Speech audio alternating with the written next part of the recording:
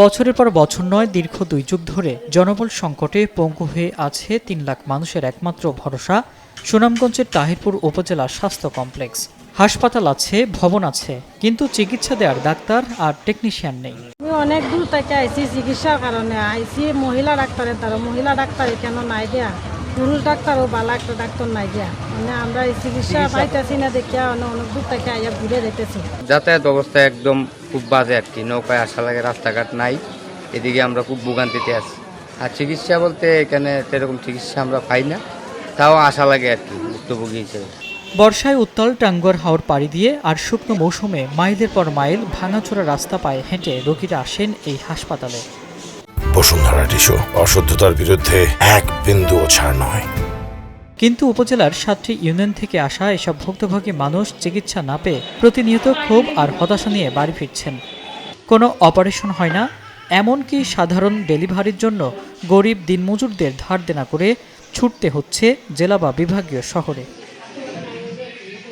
সবচেয়ে অদ্ভুত বিষয় হলো, গণমাধ্যমে খবর প্রকাশ হলে কর্তৃপক্ষের ঘুম ভাঙে।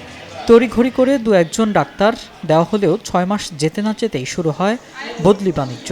সুযোগ সন্ধানীরা বদলি হয়ে ভালো জায়গায় চলে যান, আর হাসপাতালটি আবার ফিরে যায় আগের কঙ্কালসার চেহারায়। 2019 সালে হাসপাতালটিকে 31 শয্যা থেকে 50 শয্যায় উন্নীত করা হলেও সেবার মান নেমে গেছে একদম তলানিতে।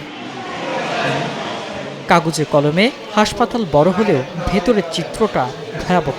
মোট 124টি পদের মধ্যে 70টিরও বেশি পদ শূন্য। 13 জন বিশেষজ্ঞ চিকিৎসকের মধ্যে আছেন মাত্র 4 জন। 21 জন নার্সের মধ্যে 3 জনই ছুটিতে।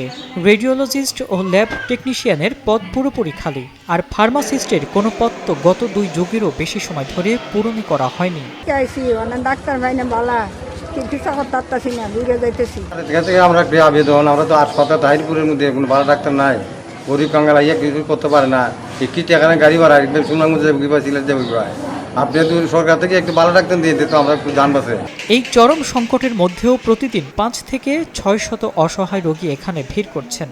কর্তব্যরতরা সাধ্যমতো চেষ্টা করলেও জনবল ছাড়া মিলছে না কাঙ্ক্ষিত সেবা। তাহিরপুর হাসপাতালে আসলে দিন যে রোগী ভর্তি থাকে, জনবল সংকটের কারণে তাদেরকে আমরা চিকিৎসা সেবা দিতে অনেক হিমশিম খাই। জনবল যদি সবাই থাকতো, আমাদের যতগুলো পোস্ট আছে সবগুলো পোস্টে যদি নার্স থাকতো, মিডওয়াইফ থাকতো, তাহলে আমরা কাঙ্ক্ষিত সেবা দিতে পারতাম, রোগীরা উপকৃত হতো, আমাদেরও অনেক সুবিধা হতো। 135টি পদের মধ্যে প্রায় 70টি পদ শূন্য রয়েছে, যা থাকার কারণে আমাদের এখানে আগত রোগীরা কাঙ্ক্ষিত চিকিৎসা সেবা পাচ্ছে না।